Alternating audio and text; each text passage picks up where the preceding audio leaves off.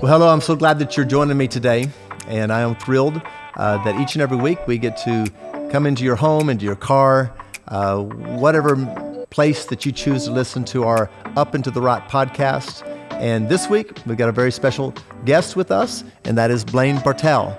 And Blaine is a friend of mine for the last several years, and he has an incredible story. In his former life, Blaine Bartel was a host of a national television show for young people, a best-selling author. He helped build the largest student ministry in America. Matter of fact, I remember going up there and checking it out back in the day.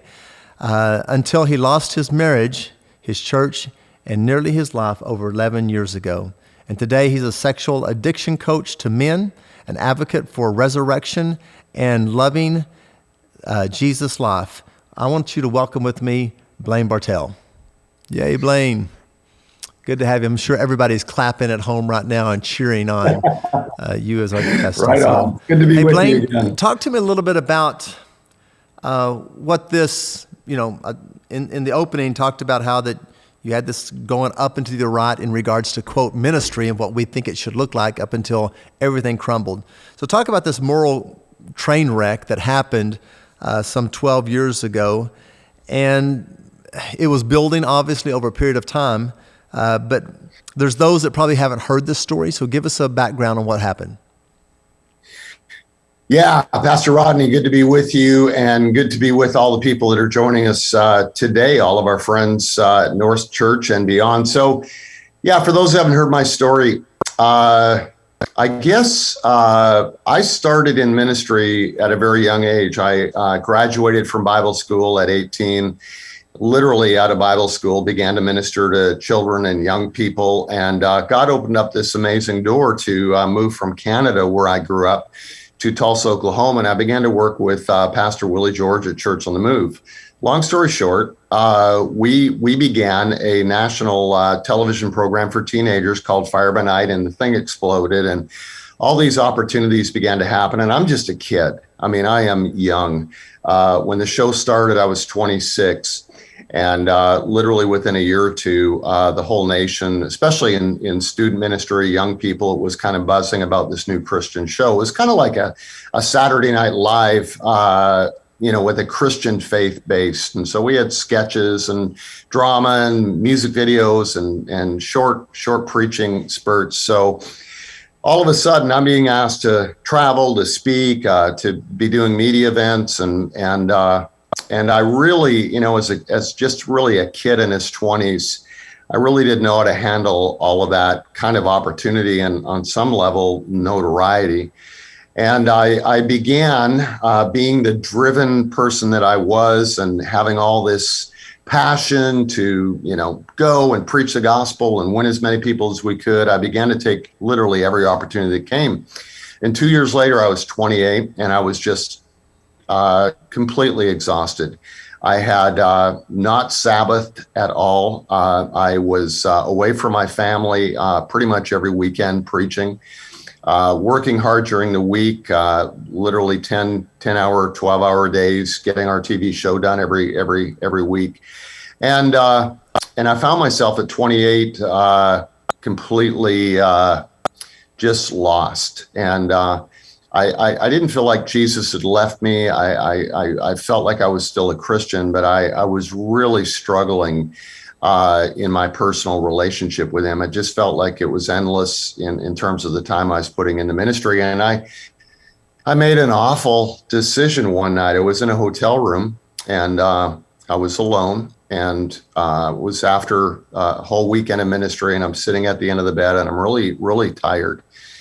And I'm flipping channels, and I'm just looking at news and sports and things like that. And I see a white box on top of the TV. It's got a red button. And I knew what it was. That white box had been on pretty much every television set that I had seen in a hotel room. And it was basically what they called an adult movie box. And I knew what was on it. I knew it was pornography. And to that point in my life, Rodney, I'd never looked at porn ever. I didn't grow up with it. My dad didn't have it. I just was never introduced to it. And this was pre-internet. So I didn't have access to it. And so it was just never an issue in my life. And so for whatever reason, I just felt like when I look back, all my defenses had collapsed. And whatever power I'd had in the past to resist that temptation, it just wasn't there. And I remember just stepping up from that bed and hitting the red button, and on came all these images. And I didn't even watch the whole program. I probably watched 10 minutes. But there was this dual thing that happened in that 10 minutes. I encountered this incredible shame. I knew it was wrong. I didn't even know completely why, but I knew it was a shameful thing, and I knew this could harm me. But at the same time, obviously, my flesh and the pleasure involved in that moment of seeing, all of this imagery was also excited. And I thought, wow.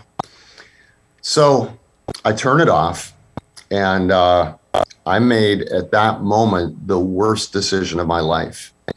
Up until that moment, the worst decision was hitting that red button. But the next and greatest worst decision was I got dressed. I went down to the clerk at the hotel front desk, and I paid for the movie. And the reason I did that was because the church that had sponsored that weekend was paying for my hotel room, and I didn't want them to discover that I'd watched that movie. And it wasn't that I was necessarily trying to be hypocritical. I think when I look back, the reason was I just felt like I was going to beat this, and I felt like I was never going to do it again. And I didn't want to be exposed to the possible pain of what could happen if someone else found out. I mean, I thought, well, that could end my ministry. What if they tell the world about this? And I just had all this fear. And so we canceled out that movie charge, and the church, of course, never saw it. And I prayed into the evening that night, a long prayer of repentance. I mean, there were tears because I felt so awful. Prayed Psalm 51 several times, woke up the next morning, got my Bible out, said, I'm never going to let this happen again. And I was determined not to go down this path ever again. But I can tell you something. Lust has this way of revisiting after a certain time of what you may feel like is relief or avoidance or escape. It keeps coming back if we don't deal with it, if we don't address it, if there's not some confession and getting help involved. And so because I kept it to myself, literally about 6 months later, I'm back in that place again, and that lust is overwhelming again. I'm in another hotel room. I hit the red button again. And I can just tell you to abbreviate the story that cycle began to happen in my life faster and faster. So it wasn't 6 months, it was 3 months. And then it wasn't 3 months, it was a month. Then it wasn't a month, but it was a week, until finally it had become like a daily fascination and stronghold in my life. It began to be the death of me. Depression began to hit me, fear began to hit me.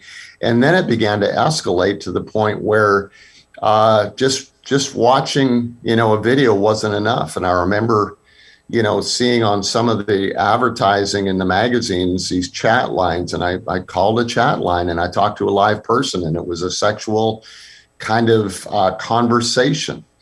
And that was exhilarating to my flesh. Again, I'm feeling all this shame, but I'm not really knowing how to get free of it. And I'm kind of getting, by this time, this is maybe 5, 6, 7, 8 years later, I'm getting discouraged because I'm thinking, how can I not win this? Why am I not beating this? I'd won, it seemed like, as I look back in my life, I'd won every other battle of life. Like I'd had all this success and I was grateful for all of that. But this was a battle I was losing and losing more and more, until over the course of 23 years of trying to hide this and trying to conquer it, it finally just took over my life, and death began to set into my soul. And I began to just act out anonymously with women that I would find on the internet. And of course, the internet became just an avenue for all kinds of trouble and evil. And when that happened, when I began to cross the line by going to massage parlors and hiring, escorts online and then just meeting people, I mean, I knew my life was over, Rodney. I knew it was coming to an end. And I knew one way or another, either I was going to kill myself or I'm going to flee to Mexico and just escape and never come back, or God is going to expose it. I just knew something was going to happen. And about that time, it was all exposed. And I call it God's terrifying grace, because it was terrifying in that it literally destroyed me and my family. It destroyed my marriage. It wrecked my kids, who were all in their 20s at that time. I mean, wrecked them. And of course, my church in Dallas was absolutely heartbroken, angry, upset when they found out what I'd done and that I'd resigned the church. And so I just hurt so many people and lost everything, tried to take my life. And interesting enough, this all happened exactly 12 years ago right now.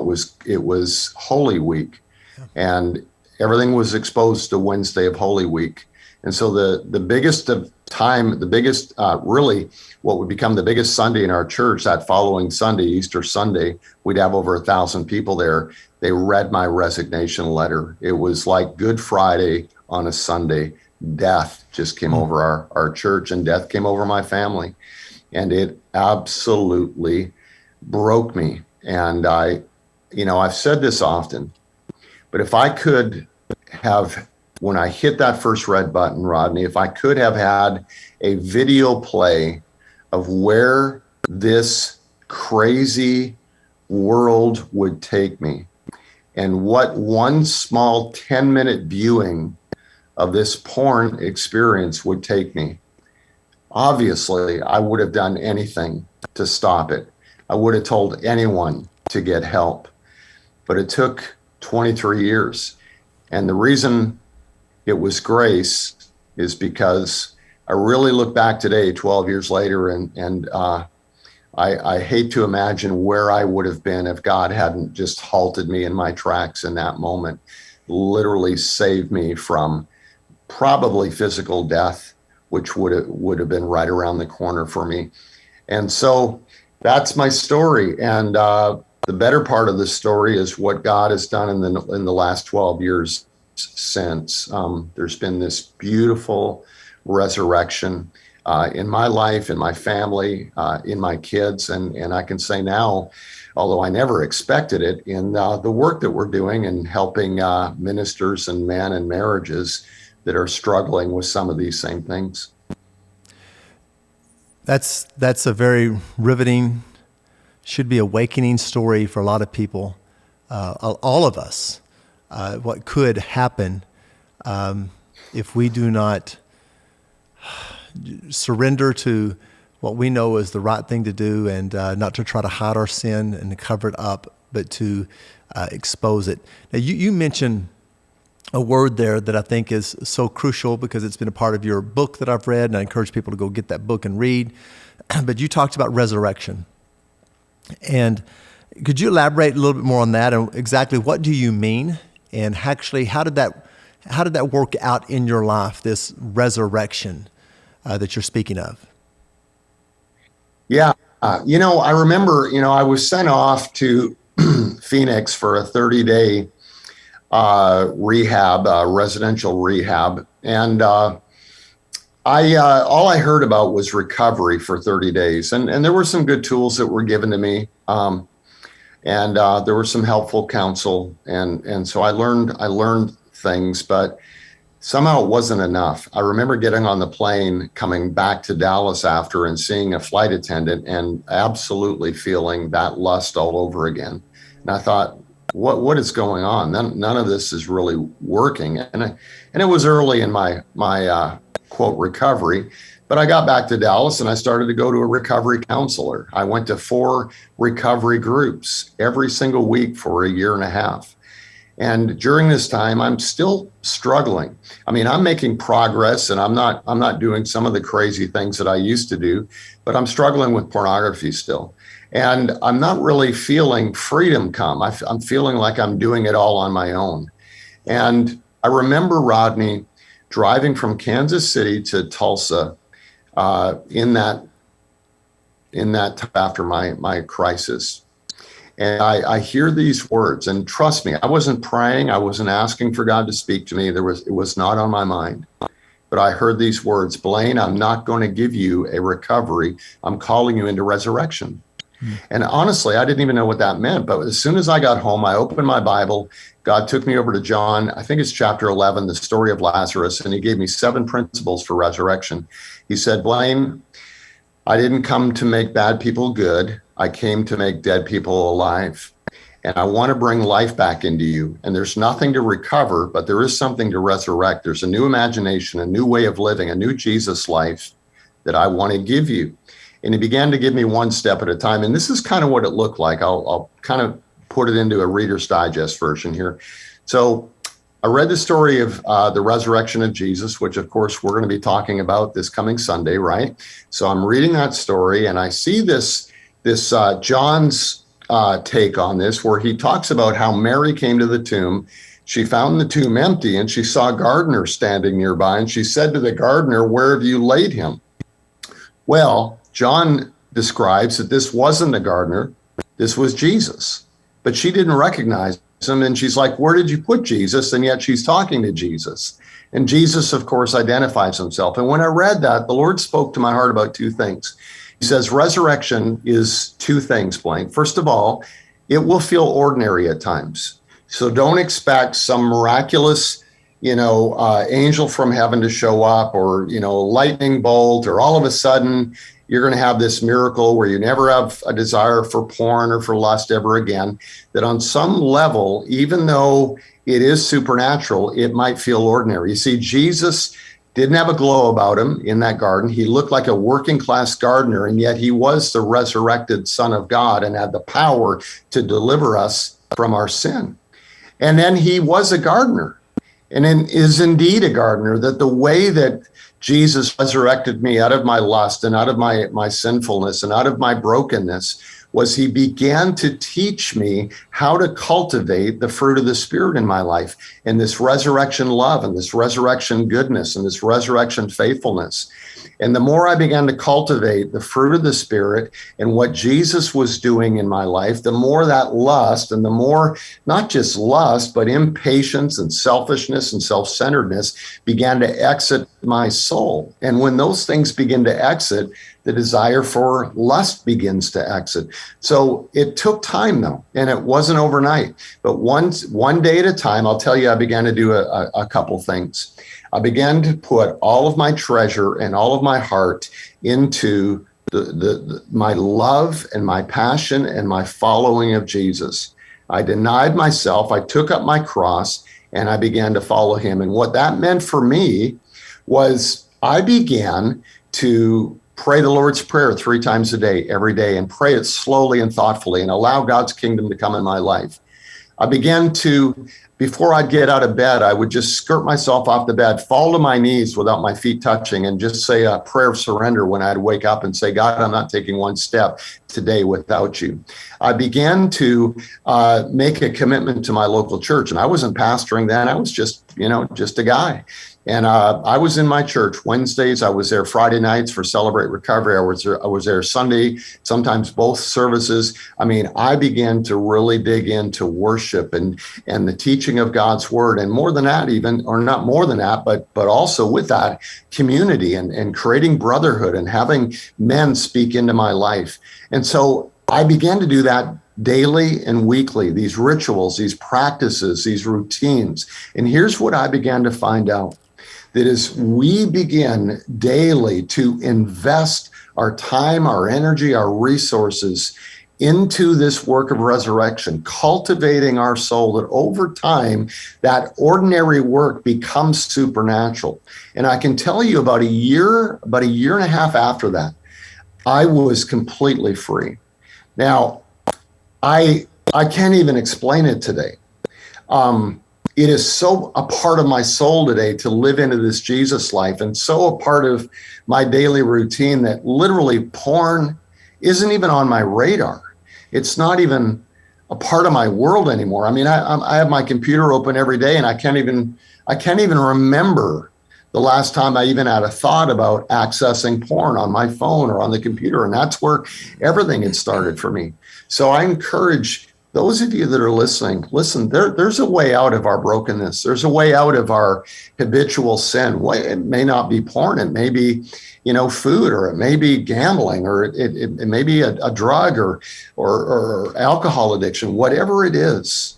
Jesus invites us into this cultivating of that spirit of resurrection in our soul. And if we will be consistent and daily and make a commitment to it, it will over time change us. And that's what happened with me.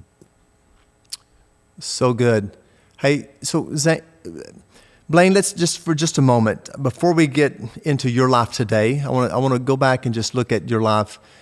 You wrote the book and about your story, and you talked about those 7 principles on resurrection that you gave. Tell us a couple things. One, the book. Tell us about the book and where we can get that book. For those that are watching, some are watching, some are listening.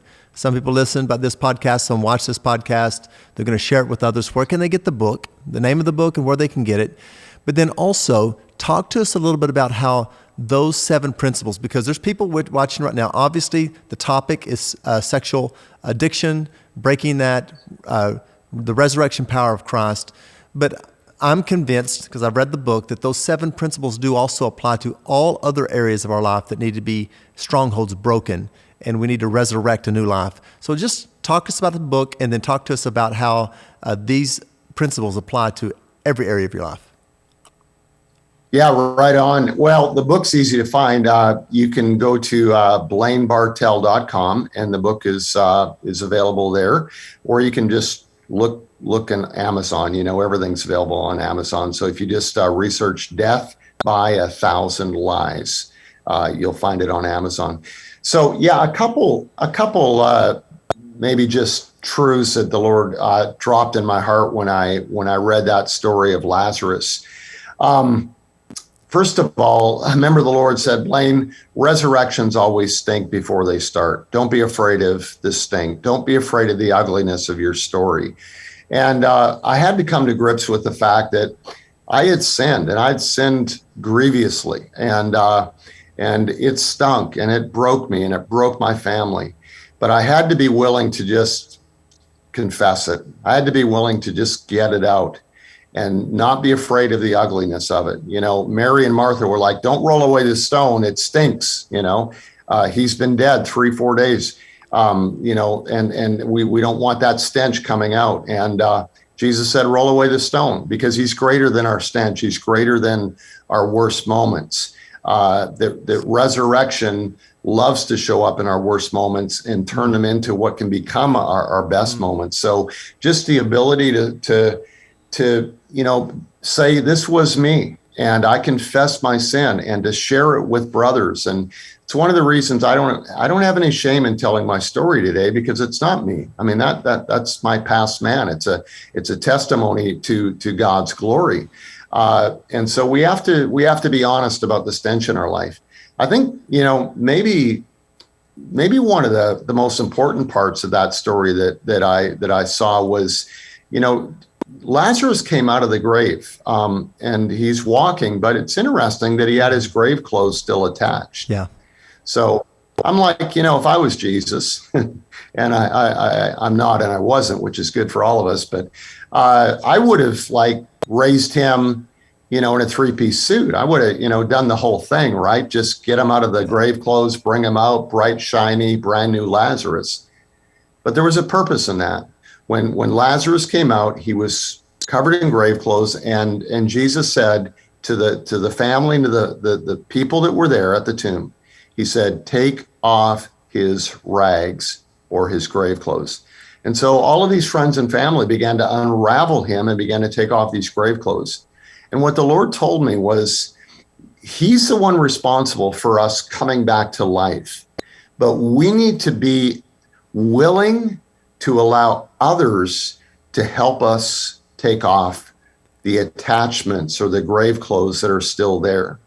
And there were lots of attachments that I had when I was raised into new life that had to be revealed to me that I didn't even know were kind of hanging on to me, kind of like toilet paper in your shoe coming out of the bathroom, right? Well, I realized there were pride issues that I had to come to grips with. I had selfishness issues. I was just unaware of things that I had to begin to work on in my life, and inviting good men, and even my wife, Lori, inviting her to speak into my life and help me to see the things that need to come off still, that I need to grow in, was absolutely invaluable.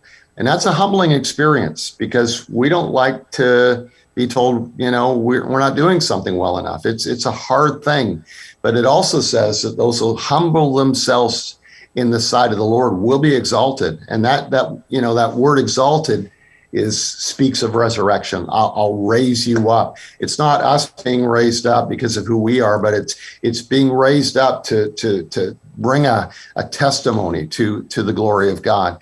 So those are a couple things that come to mind for me immediately in the book. I think the third thing would be, he said this to me, and I thought this is really interesting. He said, Blaine, as you begin to live out your resurrection, there will be people that will continually point to your past. And this is what he said. He said, there's always snipers at a resurrection parade.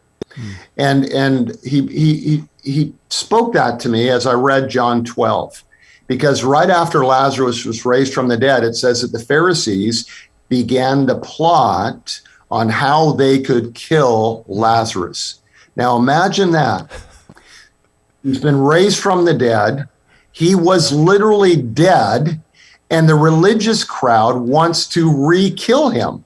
They want him to die again. How awful is that that God himself would raise up a man from death, and that they would plot to kill him again? And how awful is it that they were religiously minded and devoted men?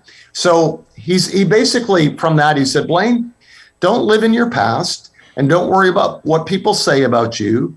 You're not living into the mercy of anyone else. You're living into my mercy and my love and my grace. And so just trust me, and don't get bent out of shape with somebody who maybe doesn't understand your story, or maybe somebody that doesn't like your story. That's okay. God hasn't, he hasn't asked me or you or anyone else to save the world. He's just asked us to go and to live in this resurrected life that he's promised all of us, right? Oh, I enjoyed that. I'm still laughing about it's almost so crazy that he raises from the dead, like it's his fault, and then they're going to try to kill him again.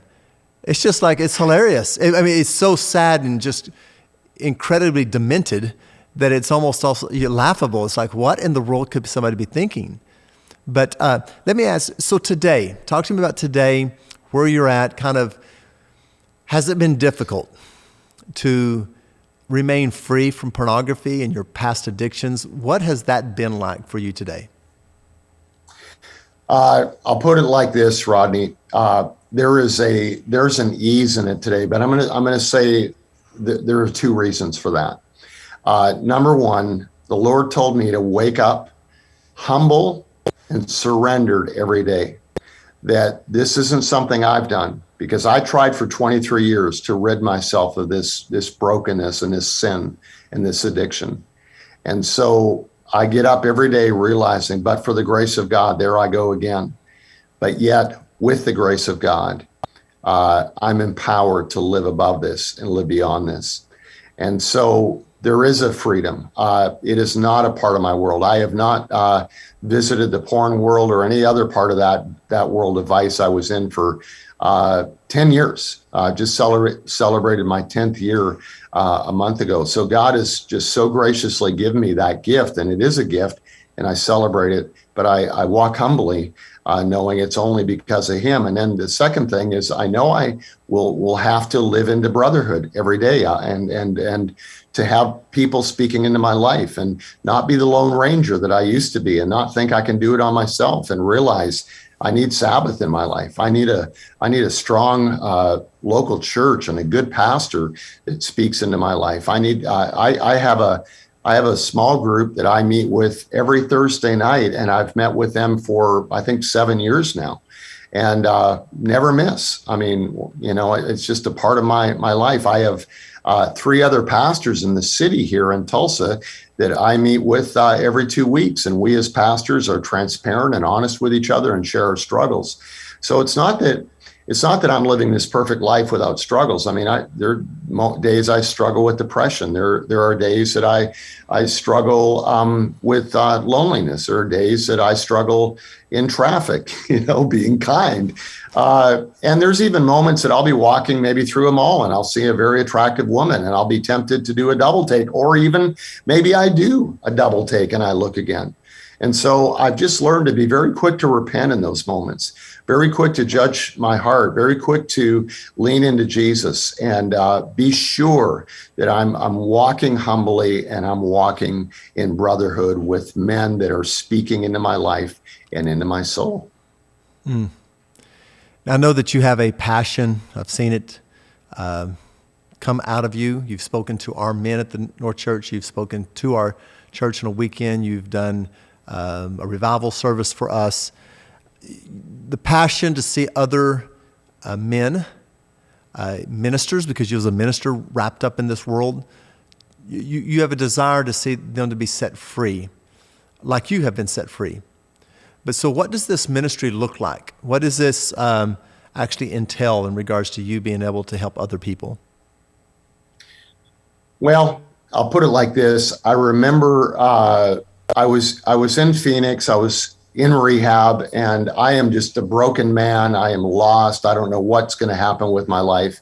And I'll never forget a man who I hardly even knew was in rehab with me. And he was in my group. So I'd seen him and said hello to him. I knew his name, but he walked up to me after about 20 days in rehab, and he looked at me and he said, "Blaine, can I tell you something?" And I said, "Well, of course."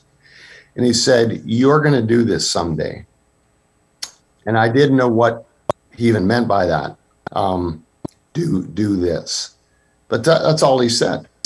And I just kind of nodded approvingly and said, "Well, yeah, okay, great." Went on my way. Well, it didn't happen right away, but a number of years later, after God had really, truly set me free, and I'd been free for a number of years, and after losing my marriage 3 or 4 years later, I think I remarried, and I met Lori, and Lori and I began to do life together. Well, it was about a year after Lori and I were married that the Lord said, "You're going to do this. You are going to help men and ministers and marriages be healed and find freedom from sexual brokenness, from pornography, from infidelity, affairs." And I didn't even really know what that looked like. I mean, I went through a lot of training. I was mentored by an amazing counselor in Dallas, Dr. Ken McGill. I took a 60-hour course on sexual addiction. And then, of course, I had been downloaded with literally thousands of hours in counseling and training just in my own soul. But I didn't really know what that ministry would look like. So I just started a website one day, and I said, "Okay, I'm going to help guys." And we opened that website, and the first call I got after that website launched was a pastor in Minnesota, in Minneapolis, and he was broken. And he said, "Blaine, my wife and I have got to come to see you." And he showed up, and Rodney, I'm not kidding, I think I got the hardest case that I've had since that first case. He was so broken, and it was just trying to find freedom, and there was pornography involved and chat lines, and I can't even go into all of it, but I can tell you, I thought, how in the world am I going to help this guy? Well, God just began to guide me a step at a time, and he'd give me these 8 secrets, these 8 principles to walk men through. And so I began to just pour into his life, and Lori began to pour into his wife's life. And over the course of 3 days, God began to really break through in their lives. And then I began to meet with them literally every week for the next year. And actually, that guy has been with me now for 7 years. I mean, he's just walked with me, and we've been brothers. And the beauty of it, God completely set him free. God completely delivered him. And now he's training, and now he's teaching, and now he's actually one of our certified Katharos trainers. So what has happened since then is this whole world has opened up to Lori and I to reach out and to help ministers and to help marriages and to help men. And so I do coaching every week. I do online coaching. I do live coaching right here in my home. We have guys and ministers come in sometimes for 2-3 days at a time. And we spend that time working with them, working with their spouses. As you know, we've developed a 8-week master class called Katharos. It takes men down the Jesus path for sexual purity. We have another one coming out for students this year that is really exciting. So we've just poured ourselves into helping to see people set free from what bound me for 23 years. And I've been privileged over the last 7 years to have ministered to 1,000 men, both through Katharos and through just our live coaching.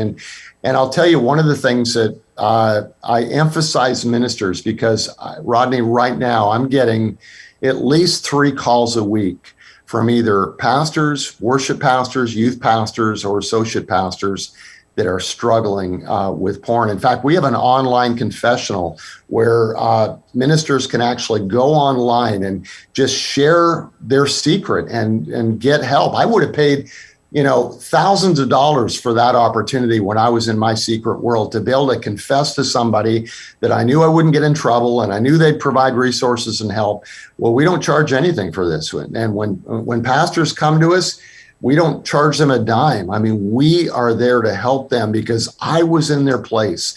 And we're literally seeing hundreds of them set free and being restored and resurrected back into life. So that is our passion today. That's what we do. And we're absolutely just thrilled that God would trust us with that kind of ministry.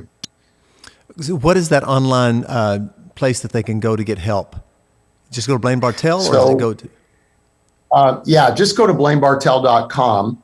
And then if you're a pastor, we have a specific link at the top of the website for pastors. And if you'll drop down in that link, you'll see the online confessional link there. Good. Well, for people that are listening right now, I want to say thank you for your 8-week sexual purity workbook, video sessions. You speak for 8 weeks, basically about 30 minutes each session. Very powerful, very practical. And I'm actually taking a group of young men, single guys. So I'm the old man. I'm taking a group of single early to mid 20s. I think the oldest one is about 27. The youngest one, I think, is 21. And so I'm taking these young men through this sexual purity workbook and video session that you prepared. And it's been so great. Every Wednesday night, 8:45 p.m. It's been a great time. And then also our church just graduated its first class of 13 men that have went through this, and it's terrific. Several of them are starting to have a class of their own with men in their world, or in their group, which is terrific. That's exactly what we wanted to see. And then our staff men, 14 guys that are going through it right now together. And so it is really already impacting our church, and I believe that it's going to be very positive. So I would encourage anyone listening to me right now, if you're a lady out there listening, to get this. Encourage your pastor, encourage your youth pastor, encourage your husband, your whoever that may be, any men in your life to go through this. It would be very, very impactful. Now, let me just kind of look at this week. It's Holy Week right now, and we are looking forward to Sunday, Resurrection Sunday. Of course, as a follower of Christ, we believe every day is Resurrection Day. We should live that way, practice that. But for most of the world, that's where we identify Easter as the Resurrection Sunday. But you and Lori are preparing to build something. and it's called the House of Resurrection. And could you tell us more about what this project is all about and what it means to you? Well, sure. Thanks for asking, Rodney. Here's what began to happen. We began to have so many people reaching out to us, and so many ministers and men and marriages, that we needed more space. We needed to be able to accommodate more than one person in a given week or a given weekend. So we just began to pray about, what would it look like to actually have a dedicated space to work with men, to work with marriages, where we could have more than one come in. And we began to research. I actually went online and did a study, but we found out that there were 152 sexual addiction treatment centers in America, 152. And there wasn't one that was gospel-based. There wasn't one that was biblical. They were all secular. And not to say they're not doing good work, but we believe that ultimately true freedom is going to come through Jesus, and that Jesus was truly the one who set me free. So we just began to pray about, God, what would it look like for us to open a center and a ministry environment where we could have up to like 8 guys come in at one time, or 4 couples, and just begin to expand the ministry, and basically kind of create what we call a 24/7 emergency room for men and ministers and marriages, that literally when they call, we could be able to say, get on a plane, come right now, and we've got a place. We've got a place for you to stay. We have a ministry environment. We have counseling rooms. We have gathering space. I mean, we will be ready for you. And so God began to show us how to put that together. And I began to meet with different men in my life that began to help me kind of figure out what that would look like and what kind of design and budget and all of that. So we just announced it this past January. We have a draftsman that is actually drafting up the plans right now for it. It's going to be close to 4,000 square feet. Lori and I will build a home that is attached to it, right next to it, but the ministry center itself will be close to 4,000 square feet. It's going to be able to accommodate all these people. We can grow as the ministry center grows. We can add extra living quarters around it. And it is going to be, we estimate it's going to be open, God willing, 2023. So we're just in the process, like I said, of the plans. Meeting with a guy for our land next week, right after Easter. We have some really cool opportunities happening with the land, and God is graciously providing for the financial need. And we're super excited about it. We're finally going to have a place where people can come. They can stay for 3 days. They can stay for a week. If they need it, they can stay for a month, and we can just be there and help them. And one more thing is that God has given us this beautiful team here in Tulsa. So it won't just be Lori and I. I mean, we'll lead the way, and we'll certainly be in the middle of all this. But we've got this beautiful team of counselors and ministers and pastors that want to come alongside and be a part of helping us facilitate this. So we're super, super excited about that. Well, it sounds incredible. Now, what I know is you're probably building this for free. You've already got all the money raised. There's not I could say so people can give toward that, right? Absolutely. God spoke to Lori and I about this 2 years ago. And so we literally, Rodney, began to save our own money. And in the ministry, we have a nonprofit. We began to put every dime we could aside in our nonprofit. So the budget for the project is $950,000, which is a lot of money. I mean, it's a lot to me, at least. It's going to cost some money, but by God's grace, Lori and I are bringing $200,000 to the table that we've set aside in our personal and in our ministry nonprofit. And God is beginning to raise up donors and people that are helping us with this, and people that are making, generous and significant gifts to this. So I'm really happy to report today that at this moment, about 3.5 months after we announced it, we are about halfway there to the $950,000. So we're super pumped, super excited. We believe we're going to be there before the end of the year, so we can break ground in 2023. And so I'll just leave it. I know North Church is going to be involved with this, but I'd rather have you share that than me. You got it. Well, I will wrap that up in just a moment. As in fact, I'll just go ahead and just say now is that if you're listening, watching, whatever, and you feel compelled of the Spirit to give toward this, and just simply give directly to North Church. And for you that are listening, that should be very simple for you to do that, is just clearly mark House of Resurrection or put Blaine Bartel. Either way, every penny will go to, we will not withhold any administrative costs, none of that. Everything will go toward Blaine. We'll make sure it gets there quickly. But then also, if you feel led, just want to go right to Blaine Bartel and his website and give directly to the ministry, you feel free to do that also. We won't be offended by that. We'll be happy for that to happen. Hey, just one more thing. Blaine, this is your life. What God spoke to you is resurrection. Your book is about the death of 1,000 lies and how that God resurrected your life. The old life was gone. This is Resurrection Sunday. People's eyes are a little more, ears and minds are a little more peaked this time of year to who Jesus Christ is.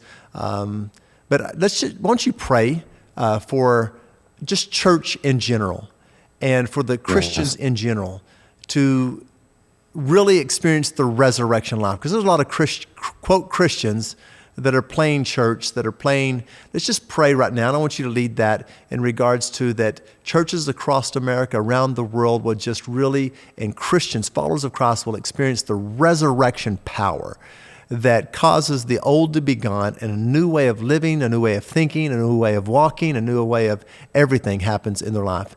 And could you just mind just wrapping us up by praying that way? I'd appreciate it. Thank you. I'd love to. Lord, we're reminded of Romans chapter 8, where Paul said the same Spirit that raised Jesus from the dead dwells in us and quickens our mortal bodies. Lord, as people are listening, so watching right now, there are points of death in their life that need resurrection. Lord, there might be the death of loneliness or the death of depression or the death of gluttony or the death of a drug addiction, or Lord, maybe there's just this desperation for approval and to be loved. God, whatever feels like death in the lives of people that are listening right now, I pray, God, that you would intersect in their soul right now, not with just the willpower to try to be different, but with resurrection life, that Jesus, you would pick them up from that grave and you'd pick them up from the lostness of that tomb in their life and cause that tomb to be open and cause them, Lord, to march out of their new, resurrected, Lord, with a life that is unimaginable. And Lord, help them to walk into this life daily. That Jesus, they'd allow that everyday, ordinary Jesus walk that I talked about earlier to turn into something that was supernatural and extraordinary. And so, Lord, grace your people.